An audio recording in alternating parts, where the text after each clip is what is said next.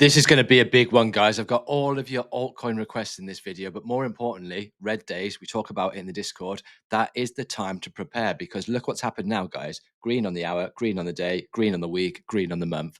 Everything's green. And when the crypto market turns, it turns quick, it turns fast, and it turns hard. So we're going to be looking at Bitcoin. We're going to be looking at the dominance, what needs to happen as far as the macro is concerned going into next week. And is that going to give confidence to the thing that we all care about, the altcoins? Got all of your altcoin requests. We've got AIOZ, we've got Link, we've got One, we've got Ondo, we've got Pal, we've got Billy, we've got Syrup, we've got Doge, we've got SPX. Let's dive in. Okay, guys, Keith at Crypto Bullseye. And one thing, if you're going to watch any altcoin video, if you're going to watch any crypto video this weekend, this is going to be one of the best ones that you could watch because what I'm going to do is paint that bigger picture collectively as to what needs to happen for altcoins, what needs to happen for Bitcoin, what needs to happen with traditional markets before we get that real on-risk rally from the risk curve of Bitcoin into the higher risk altcoins. And you can see one thing, while we've been in this accumulation range for around about 16 days, Bitcoin dominance has been dropping. So this is telling us a story. We're accumulating, we're accumulating, we're accumulating. People are waiting for Bitcoin to break out. People are waiting for the next move from Bitcoin because Bitcoin needs to lead the way. However, guys, something's changed now. The risk curve that we mentioned a couple of months ago from Bitcoin to Ethereum has actually started to happen. How do we know that? We look at the dominance. The dominance has started coming down, and these are daily candles. These are big dominance drops. This is why you get this on the bubbles on the weekly. That's on the back of the dominance drop. So we've had a big dominance drop. We know Ethereum needs to lead the charge because Ethereum's the second biggest market cap leader. That will eat a big chunk away from the whole of the crypto market cap as Ethereum starts outperforming. So this is good. We've seen a drop in dominance. We've come back. We've hit a support base. We've come back. We've nearly kissed the 200 daily moving average. And now we've had a 3-bar reversal and we're expecting a continuation to the downside. The main level we need to break, 60.40. Once you get to 60.40, then expect an acceleration in altcoins, and then expect a cool off in Bitcoin. While Bitcoin's going sideways and altcoins go up, dominance comes down. When Ethereum goes up, Bitcoin goes sideways, dominance comes down. So it is a domino effect, guys. And we look at Ethereum next to find out if Ethereum's actually outperforming Bitcoin. One thing that you can see here, there's swing 1. This is the pullback. There's swing 2. Swing 2, then swing 3. You've got swing 3, which is actually bigger than swing 1. So that's positive. That's showing we're expecting a pullback, and then we're expecting a continuation for swing 5. So Ethereum, over the last 16 days, while Bitcoin has been doing nothing, Ethereum's been 16. All of this move here. All of this move here. You've got the breakout, you've got the pump, you've got the bull pennant, you've got the breakout of the bull pennant, and then you've got the accumulation phase. So Ethereum, while Bitcoin's been going sideways, Ethereum's been going up. So we look at the next metric just to confirm this, and that is Ethereum against Bitcoin. And we've been monitoring this. We said this was looking like it was a bottom. We could tell it was looking like it's a bottom. We pushed up, we created a bull pennant, fake out to the downside, pump to the upside, took back the 200 daily moving average, and then we're pushing through new highs, taking out that lower high. As far as that's concerned, this is looking strong because we're waiting for one thing, waiting for Ethereum season. Why are we waiting for Ethereum season, guys? You shouted out at the screen because when Ethereum starts outperforming Bitcoin, the risk curve goes down. And when people start buying ETH, then people get more conviction into things like Solana, into XRP, into AVAX, and all the big players like Cardano and things like that. So within this ETH season, that's where you get your alt rally. And look how early this is. Broken the 200 moving average, taken out the lower high. That is positive. So we go on to the next thing, guys. And this is part of the bigger picture. We look at the US dollar tether dominance. You can see we've been looking at this chart. We've been monitoring this chart, and I've put this line on, and I expected this was going to happen. A bounce here, a lower high, and a push to the downside. And look exactly what's happened. We've got a new support down here on the USTD dominance, which is 3.95% to 3.78% to the bottom. So we've got that to fall back on. And if you get an equal measured move from here, down, back up, depending on how that high that goes, that'll give you projections. So if we come back, test this previous lower high, then 1-to-1 equal measure move. So you've got a 1-to-1 equal measure move that's at 3.69%, but we'll see how that plays out because you can see we've potentially got a bit more wiggle room. And if we've got a bit more wiggle room, that means that we're projecting our 1-to-1 equal measure move from a higher level. So it hasn't played out yet. We don't know how high it's going to play out, but if it comes back up here, test this previous range, your 1-to-1 puts us back at that support base. What I'm saying is when this USDT dominance comes down for the second leg, that will create the acceleration in altcoins. Think about it, guys. USDT, the dominance of USDT within the whole of the crypto market. People have got USDT. They're spending their USDT. They spend it on high-risk altcoins. Those high-risk altcoins put up the crypto market cap while reducing the dominance of the USDT. So that's why we look at that. Next thing we're going to look at is the VIX, the volatility index, and it is the bigger picture. So we're going outside crypto very shortly, and we're going to look how volatile the S&P is. This is when people are scared. That is when the S&P starts pulling back and there's fear in the market, extreme fear, extreme fear. Now, there's no fear whatsoever in the market as far as the fear is concerned within the S&P. People have just got confidence. How do we know? All-time highs S&P. S&P keeps putting in new all-time highs, and we're putting in new all-time highs as we speak, 6,395.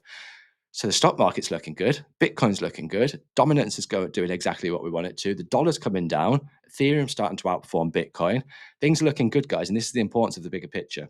So the next thing that we look at is, we're going to look at the total three very shortly, is the Russell 2000. So this is stocks again, and this is high-risk stocks. And you can see we were talking about the breakout of the 382, the breakout of the 618, and then we've got the 786. So once you break out of the 786, expect new highs for the Russell 2000. When you get new highs for the Russell 2000, that signals on risk, not just crypto, that signals on risk as far as stocks are concerned. As far as the macro is concerned, there is probably stimulus going into the market. The M2 money supply is probably going up, and people are going across the risk curve from the S&P into the Russell 2000. The same as people come from Bitcoin into altcoins. And then we look at the total three. You could see very similar to the Russell 2000, apart from we've broken another key level. What I'm going to do is stick a fib retracement just from this high here all the way down here, and you could see we've actually broken the 786, come back down and hit the 618. When you look at Russell 2000, you've got the 618. We haven't broken the 786 yet. So total three is looking strong, and total three is, from where price action is now, 11.08% away. So I'm 11.08% away from my strategy kicking in for me to start scaling altcoins over a period of weeks, guys. I'm using 10 to 12 weeks. So that is it, guys. Everything's looking rosy as far as the crypto market's concerned, as far as the macro is concerned. Things are looking good, and that prepares us for the altcoins. So these altcoins, these are your requests. I'm going to do Cardano over the weekend. I'm going to do ICP over the weekend, and I'm going to do Jasmy over the weekend. But these are the requests from the Discord group. So anybody that's not in the Discord, get yourself in the Discord group, guys. Pull that up. Get yourself in the Discord group because it is completely free. This is where all the chart requests happen. When it finally comes up, this is where all the chart requests happen. This is where we speak. This is what we've got lots of friends. It's about 350 people in there. So subscribe to the channel while you're at it as well, guys. Let's get into the altcoin requests because these have all come from Discord. We're starting with AIOZ. So there's one key resistance barrier that we've got here, and that is the big daddy, the 200 daily moving average. This could overcome the 200 daily moving average any day now. So we're looking to break that. We're looking to take out this previous lower high. This lower high is sat 55 cents. So once you take out 55 cents, you've got the 382 retracement at 61 cents. Let me just check that is the 382. 382 retracement at 61 cents. So this is going to be your barrier that you need to overcome in the short term. And what that's going to allow you to do is have a resistance at this point. Let's just bring the indicators up. So you can see we're oversold now. We're oversold. If we get a push up now, up to this resistance barrier here, and then we get a pullback and hold this previous level as resistance, as support, as the stochastic comes down, that looks a lot better to me. At the moment, guys, you've got to treat it as it is. It's underneath the 200 daily moving average. It's at resistance.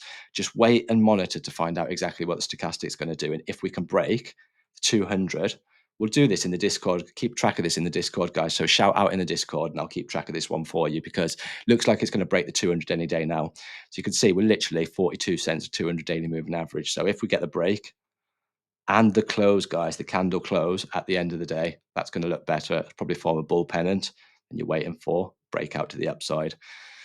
So that one's not ready for me yet, AIOZ. Looks like potentially it has got wiggle room for a pullback. It's also got potential to push through. But these are just a couple of signals that we're looking at. So like I say, resistance 55 to 60 cents. We've got Chainlink next. Chainlink, one thing that this has done is broken its 200 daily moving average. Another thing that it's done, it's taken out its lower high. That means it's put in a higher high. So Chainlink's looking good. And Chainlink's also forming a bullish pattern here.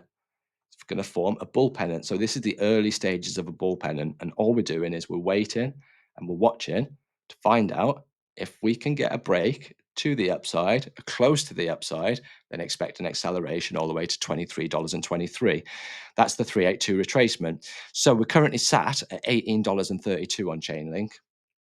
That one looks good. It has got potential to pull back, guys. We'll stick a fib on there and find out. So there is the low. We're doing it to the high. Doing it to the high, and we're looking for some key areas. So this has got a bit of wiggle room to pull back, guys. And as you see these Fibonacci numbers, as you start pull back, you start looking left and you start seeing that it coincides with confluence. So the first thing here, you got your 382. 382 sat at $16.75. Clues look left. That was a rejection point. You can see that that was a clear rejection point. We would expect this to come back down and hold support. So that is the first support base. And then you've got the 618 down here. You can see, look how price reacts at these levels. How price reacts at these levels. You've got rejection, you've got a breakout, but if you look further left, you get a bigger clue how this area holds as resistance or support. So that's going to be the next support base if you fall through the 38.2. Do I expect to fall through the 38.2? I don't think we will fall through the 38.2, guys, because we've got this. Got the big daddy. So you've got your 38.2, you might get a bounce below and then a quick buy up because you've got people that are buying up at the 200 daily moving average.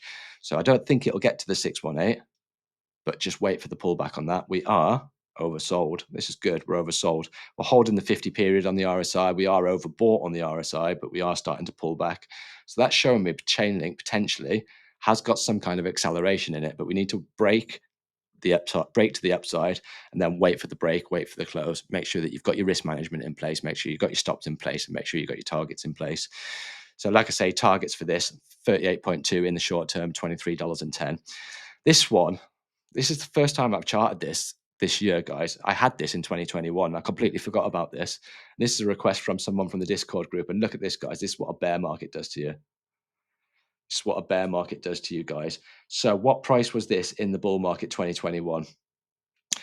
38 cents in the bull market 2021. It is now 1 cent. So if we just pull this all the way back down to the bear market low, this gives you an indication how much money you can lose in a bear market.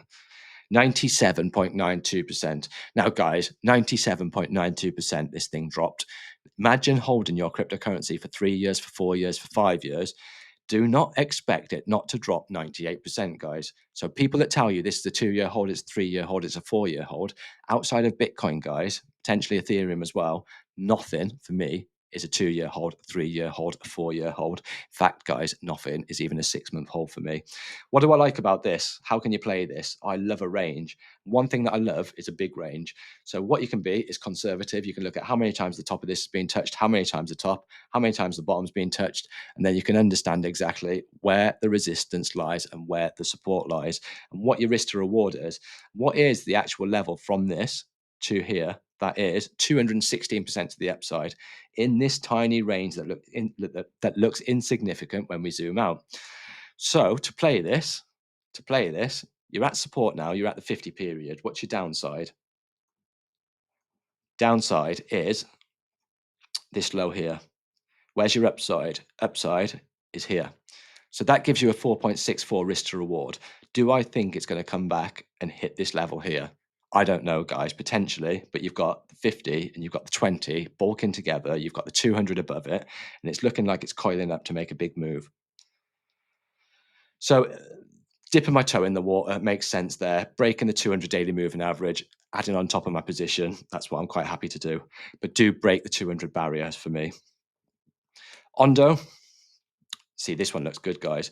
Ondo looks good. We've broken the 200. We've come back. We've retested the 200. We've slightly taken out the previous high, and we've had a candle close below this previous lower high. That signals quite a strong indication that the bulls have got control. How far have we pulled back? We've pulled back to the 200. We're holding the 200. 200 sat at 98 cents, guys. And remember, $1, a round psychological number that people that don't do trading, people that don't understand crypto, they go in at these round psychological numbers. You get buy orders at $1 is what I'm saying.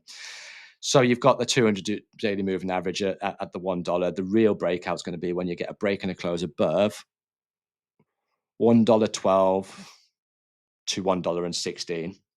Then expect an acceleration on here all the way to $1.50, guys. $1.50. You can see how price reacted at $1.50. So that's how I'd play Ondo. Does look pretty good, Ondo. If I was dipping my toe in the water, I'd be quite happy to dip my toe in the water at this level here, because I know that I've got the 200 to fall back on, and then we've got the 20 crossing up, and then we've got the 50 starting the slope up as well. So this is going to act as support, and that means that there's less chance that it's going to come back down below this previous low. So that Ondo looks good for me. Next one, this one, what is it, PAL? These are all requests as well, guys. So these are not something that I've picked myself. Right, okay, what have we got? We've got a big resistance barrier here. Look at this shelf. This is the shelf that we're getting rejected from now. We need to smash through. We need to smash through. Not the shelf, the ceiling, guys. We need to smash through the ceiling, and that's what we're testing at the moment. We've got the ceiling. We've got this resistance barrier, which is sat at 14.5 cents. We've also got the 200 daily moving average sat at 15 cents. So this is your area of resistance. This is the area you need to break through. What happens when you break through here, guys? You've got little resistance all the way, little resistance all the way up to here, 30 cents. So once you break 15 cents, you've got little resistance, 30 cents. How can you tell there's little resistance, 30 cents? This move here, where we're putting in higher highs and higher lows, this tells a story. This support tells a story. You fall through there. When you fall through there with volatility, talk about it on the AIOZ chart. When you break through, you push up with exactly the same volatility, exactly the same momentum. So that is good. Not now for me. I'd wait for a pullback. If I can get a pullback to this level here at 11 cents, I'd be happy with this one. Overbought or oversold? Overbought. So this is good, guys. Overbought, resistance, pullback, holding this level, 11 cents. This coming back down, this holding the 50 level, and then that looks rosy, guys. Looks good. It is a waiting game. Don't put all your eggs in one basket. It does look high risk. This one here, look at this, all bulked up together, the moving averages. This is horrible. So we're above the 200 today, guys. So this is the one thing, we're above the 200 today. We have got 7 hours and 32 left before the close of the candle. So 7 hours and 32, there's a potential that this could close back below here. So for me, I'm waiting 7 hours and 32 to find out if we hold this level and ideally push through the 20 and the 50 period moving average, and that'll signal strength. But I mean, you've got a trend line here. You've got a trend line here, and you can wait for a trend break. So you're waiting for a trend break. Once you've got a trend break, you've actually taken the 200, you've confirmed the 200, you've taken the 50, you've taken the 20, you've broken trend. You can put your stop loss below the previous low. And then projections, first projections are all the way up here at 19 cents, guys. That's massive. 19 cents just to this previous resistance level. So just chuck that on there, 19 cents. Know exactly where we are for the next video, for the next price. So once you've got the breakout, expect that to be volatile. So syrup. We looked at this one, guys, and we were waiting for a breakout. And I said one thing in the last video on syrup. Potentially, we could come back down to the 618. I'd said the 618 was sat at 33 cents. Expect a move from 33 cents all the way to $1. However, the other way that you could play it is waiting for the break. So we had a break here, guys. You had a break, and you had a little break where we just confirmed, and we'd sat at 48 cents. That would be the time to take it. And that was followed by the big candle the day after. Now, what happened, or what would happen if this big candle was here on the breakout? What happened if something like this happens? You've got the breakout, you've got the big candle, you're protecting yourself, and you're waiting for the break and you're waiting for the close below the previous low, and you're shooting for the high. What does that do? 1.41 risk to reward. This is your risk. This is your risk. However, it didn't do that. So what that allowed us to do is bring our risk down, increase our reward. That's how you play it, guys. You wait for the break, you wait for the close. If the break's too volatile, you wait for a pullback, you wait for a re-entry, and you bring your risk down and ensure that your reward's higher than your risk at any given time, and you are with the flow of the trend, i.e. you're putting in higher highs, you're putting in higher lows, and the bubbles are doing this. Trend's your friend till the bend at the end. Make sure you use that trend. Next one's the Dogecoin. So we took the Dogecoin trade. We've got a break, got a retest. We've got this one. This Dogecoin trade's closed for me. However, we're pulling back. So let's get rid of the trade. That's done now. That's dusted. That is TP'd. So let me stick the fib on here from the swing low to the swing high. What we got? We're dropping the 30. Oh, no, we're holding the 38.2. So this is strong. We're holding the 38.2. Overbought, oversold. Next thing we're looking at, we're coming into oversold. Are we holding the 50? We're holding the 50. This is the 50. Strong. As long as we come back down, hold the 50, you can see we're about to get across on the stochastic, indicating another push to the upside. Now, is this other push to the upside going to be the one that pushes us through and put in a new high? Or are we going to coil up as this pushes up into overbought and coil up into a bull pennant? Coil up, coil up, coil up, because that's the more probable move. And if you're in a bull pennant, what that's doing is allowing the bulls to start positioning themselves for the next move. It exhausts the bears in these kind of moves when you're in a bullish pattern. So the reverse for bearish, guys, if this flagpole was to the downside and you were creating a pennant, you'd expect a big move to the downside, and that's the bears coiling up for the next big move. And the last one we've got is SPX. Now, this one looks brilliant to me, guys. This one's one that I've actually in a trade on. So we said on SPX, one thing, we'd had a cup and handle pattern. Go back and watch the previous video. We'd had a cup and handle pattern. With a cup and handle pattern, that's a high probability move. Once you get a breakout, we got a breakout, and we also got a retest. We've got a retest, we've got a confirmation. This previous resistance now flipped support, guys. That's what I say. If you wait for the break, you miss the break, you come back for the retest, you get exactly the same entry as what this is. That's resistance, that's support. That's got an 80% high probability move of playing out because it's broken to the upside, guys. Use it to your advantage. Make sure that you use probabilities to your advantage. Right, SPX. Where am I projecting on SPX, and how did I project this? So we look with these trading patterns, cup and handles, from the bottom to the top, and then you're looking for an extension once you get a breakout, and that's where your projection is. You could do it with inverse head and shoulders, all these types of patterns, and it takes you all the way up here at $3.26, $3.27. So that's my projection for SPX 6900. That's a bit of a high risk one. Don't forget, guys, get in the Discord group. Help me get to 10,000 subscribers by the end of the weekend. It's going to be a tough one. I need to get 152 subscribers by the end of the weekend, guys. Anyone that's new that's watching this and you do find it useful and you want more videos like this, firstly, subscribe. Secondly, hit the notification bell. Thirdly, get in the Discord and join in with our crypto family. See you in the next one.